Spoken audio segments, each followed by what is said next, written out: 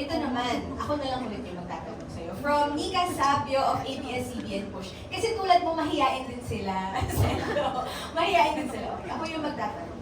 How was your MMFF experience? Okay, yung kabuuan. Kanina medyo napahalingan mo na to na nagulat ka na, uy, ganito pala. Nung bata ko ba, hindi ka ba parang nanonood ng MMFF? Ano yung alam mo sa MMFF before?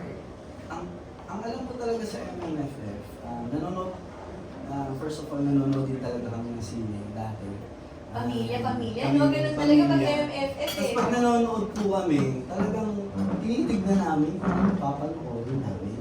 Mamimili kasi dami. Opo, Dami option. kadalasan po nun, ang lagi namin makikita sa sine, which is si Meme Vice, Yes. saka sila Tito Big, Mhm. si Sir Big po, yun yung mga end episode, Private Benjamin, Yung mga dalawang ano eh, nakalimutan. nagkalabanan before eh. So, nung inannounce na pang MMFF ko, yun daw pumasok sa akin na ay, dadating sa Kapaskuhan, pagpipilian din yung pelikula natin. Oo nga, no? So, yun agad naisip ko. So, sabi ko na, hindi lahat ng tao mapiplis natin manood ng pelikula. Pero yung buong experience ko sa MMFF, nagulat ako sa mga tao. Saka unang-una, yung line-up ng MMFF, lahat po ng entry, 10 pelikula, ang gaganda. Saka ang gagaling po ng mga kasabayan namin, mga senior actors doon, ang mga magagaling, mga actor, actress, ang dami. So, parang short period of time, naging magkaibigan. Nagkakatagpo kami. Isa lang yung mission namin na itulak yung pelikula namin ng bawat isa, ang bawat entry, itulak at ipakilala sa tao at buhayin muli yung pelikulang Pilipino. Yun po talaga yung parang pinakaano ng MMFF, yung 50th anniversary na buhayin ulit ang spirit ng pelikulang Pilipino. Yun po yung mission namin lahat ng 10 entries na yun. Kaya hindi ko makakalimutan na naging parte ako ng 50th anniversary ng MMFF. Yeah. Sobrang supportive Opo. nga, lalo na this year ng pelikula ng bawat isa. And ang dami yung comments na magaganda no, tungkol dun sa movie ninyo. And speaking of comments, eto na, magbabasa tayo ng ilang comments ngayon sa ating live stream. Sabi from YouTube, bagay yung style ni Seffi. Wow! Ayun, sabi mo kanina, minadali mo lang, tinali mo lang. Ito naman sabi, uy, action projects for Seth. Yan, nasagot na po yan ni Seth kanina. Gusto niya nga raw po magka-action project. At bagay sa kanya yung bad boy. Alam mo, totoo, parang pwede nga, bagay. Kayang-kayang dalhin yung pagka-angas na yun. So, keep on commenting down below po yung mga reactions, yung questions for Seth. At mamaya tatry natin basahin ulit. Okay, ngayon naman, another question from Nika Sabio. What can your fans look forward to for Seth this year? Ano ba ang 2025 ni Seth? Na-announce naman na to, abangan po natin ang TV series na Nobody. Pwede na, yes. Yeah, Nobody po, pinaplano na po, hopefully na mag-shoot na, simula na mag-start, may inaayos pa lang po.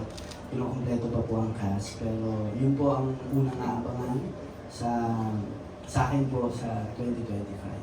This 2025. Speaking of cast, kasama na dyan si Gerald Anderson. Yes po, sila Sir Gerald, JC Rivera, Archie Babatsi, of course, Francine Diaz, sino ba?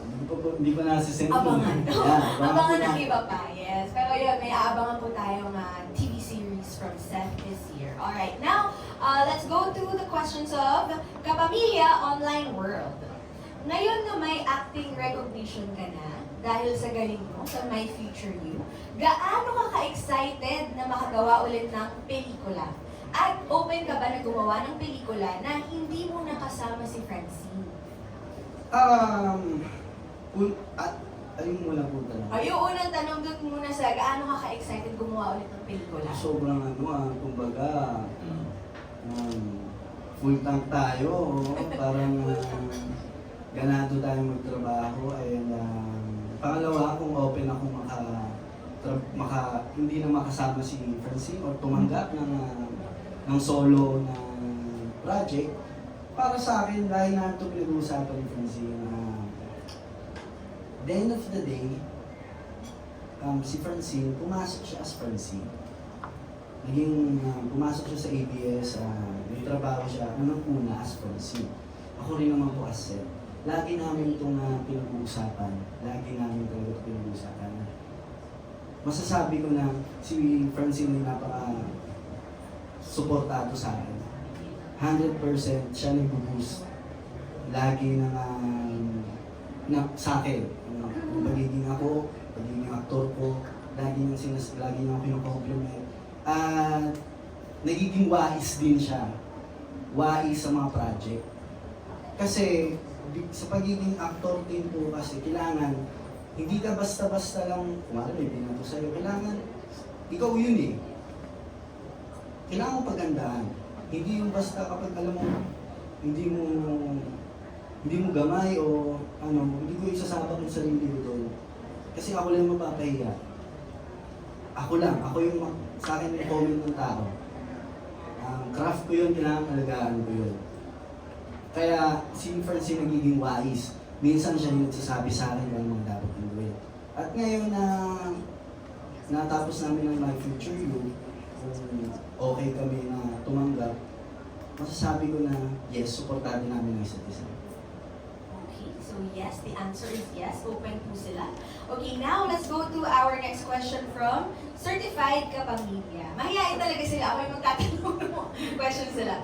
What are you most thankful for last 2024? And what do you look forward to the most this 2025? Bilang January nga, no? So ito na yung self-reflection. So, pinaka-thankful for ka sa 2024, tsaka pinaka-excited ka sa 2025? Sa totoo lang, thankful po ako ng 2024 sa mga taong nakapaligid sa akin. Taong nakasuporta sa paligid ko, taong naniwala, mga taong nakinig sa bawat kwento ko. Hindi ko na po sila isa-isayin, pero sobrang laking pasalamat ko sa kanila. Pinatutunan ko naman sa 2024, siguro yung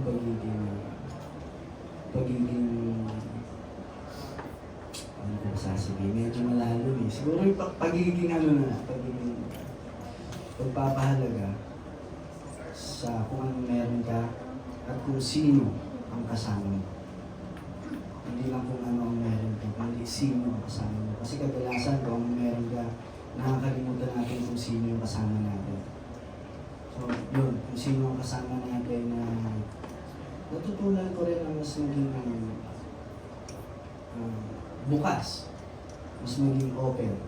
Kasi masyado po akong, kumbaga, hindi mo pribado, pero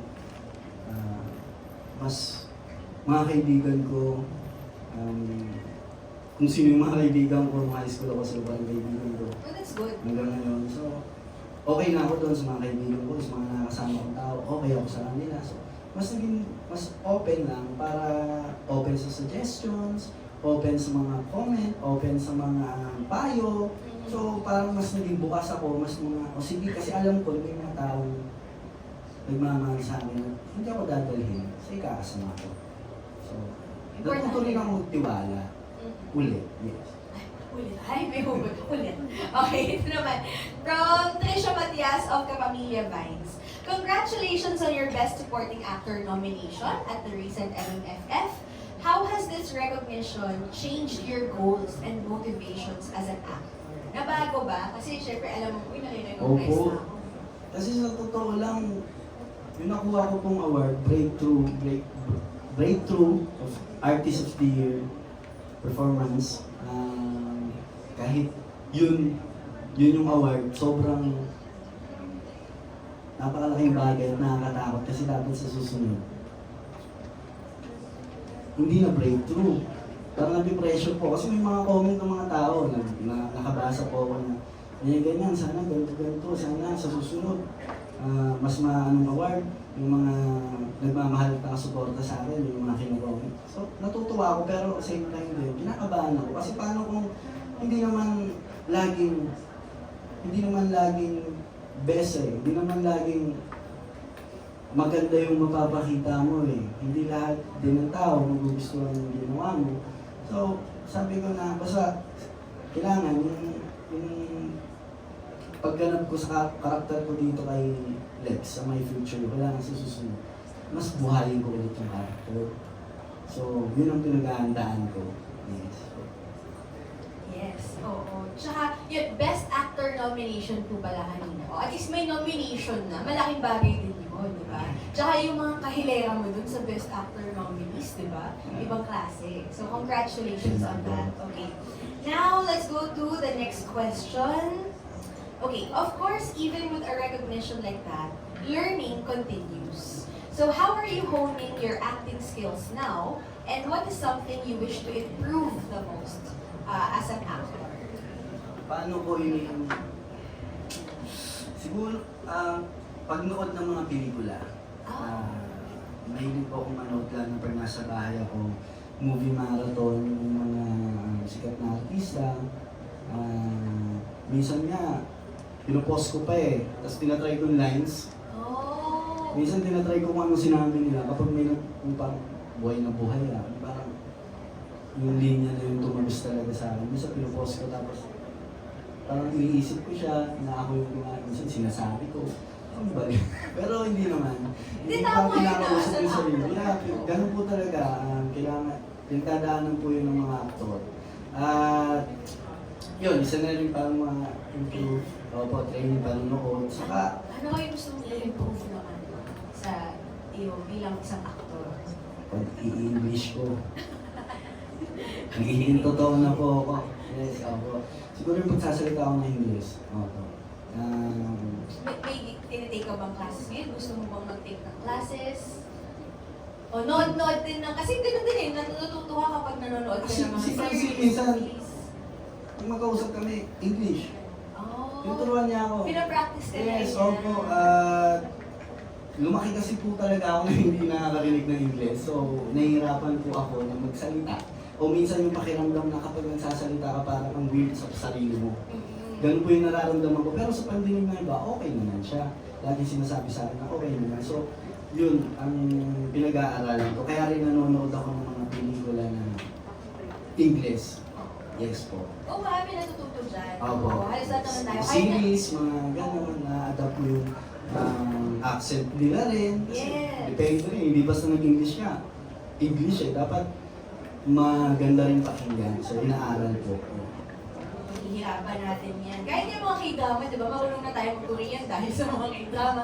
So, magandang proseso yan na manonood ka. Okay, and ito naman, sabi ni Trisha Matias pa rin, is there a role that you never imagined yourself doing years ago, but are open to exploring now? So, meron ka bang role na, yung dati parang, "Ay, hindi ko kaya yan." Pero ngayong, syempre, ilang years ka na rin, open ka na. Kung sa mga nakanood po yung MMK ko, isang buhay po namin yung Plazo Brothers. Matagal na po, 2019, nag-MMK ako. Tapos, ginawa sa akin, may sakit po doon yung mga Plazo Brothers. So, prosthetics, tapos kalbo ako. So, gusto ko rin masubukan yung mga ganung bagay. Gusto ko pang ulit balikan, yung hindi ko makakalimutan. Yes, okay. Isa sa mga, para sa akin, masterpiece yung mga ganun eh. Sobrang dapat yun talaga. Sinasabuhay mo yung mga ganun. Okay. Ito naman from Kapamilya Vines also. You were recognized as breakthrough actor during the MMFF Awards night. Anong feeling and may pressure ka ba sa mga roles na gusto mo pang gampanan? Parang nasagot na po natin yung kanina. So, next time. From Nikki Wang of Manila Standard. How does it feel to be recognized at the 50th MMFF for My Feature You? And what does this recognition mean to you personally and professionally? I think medyo nasagot na rin po ni Seth kanina. So dito tayo sa next question niya. Given the popularity of Franceth, how long do you envision continuing with the love team? And would you consider setting aside solo projects for the time being? Okay, ito, expound tayo. Yan ang malaking tanong sa isang love team. Oo. Yan ang malaking katanungan sa isang love team. Pero ang sagot ko po dyan kung how long, gusto ko kasama si Francine. Hindi ko masabi kung hanggang gaano kahaba. Masasabi ko lang, gusto ko pa siyang kasama. So, hanggat maaari, gusto ko na pag umakyat ako sa entablado, gusto ko siyang nandun. Gusto ko, pelikula namin yung dahilan ng pag-akyat namin sa entablado. Totoo lang po ako, yung talagang nararamdaman ko, kahit tatanungin ko how, hindi ko po masasagot. Basta ang sa akin gusto ko. Hindi namin alam. Kasi kami, gaya po ng sinabi namin, actor po kami. May mga panahon na may mga karakter na isa lang. May mga karakter na gagampanan lang ni Francine. Hindi ako kasama. So, supportahan ko si Francine. May karakter na ako lang. So, alam ko rin, so supportahan ko si Francine. Yun po. Thank you very much. And I think that's it for our questions. Meron pa po ba tayong idadagdag? Yes, wala naman na. Okay. Thank you very much for all of your questions. Now, lastly, Seth, ano ang mensahe mo para sa lahat ng nanonood ngayon? Ang dami nagko-comment. And of course, sa mga friends natin from the media. Yes, maraming salamat po sa pumunta ngayon sa ating media family na nandito. Maraming salamat po. Sa lahat na nanonood sa live, hello po sa inyong mga kapamilya. Sa lahat na nagko-comment lang, nagpag-interact sa Spotlight Press Con ng Star Magic. Maraming salamat po. At asahan niyo pa po ang mga nagagandahan at mga kaabang-abang na proyekto ng ABS-CBN noong 2025. Marami pong dapat abangan. Yes po. At maraming salamat din sa iyo, Seth, for giving us time dito sa Star Magic Spotlight Press Con. Again, gusto talaga natin i-celebrate yung milestone in your career. Congratulations sa Breakthrough Performance Award sa MMFF for My Future You. And abangan natin ang Nobody! Yes, abangan po natin. This year na po, abangan natin sa 2025. And again, to everyone watching, maraming salamat po. To our media friends, thank you for joining.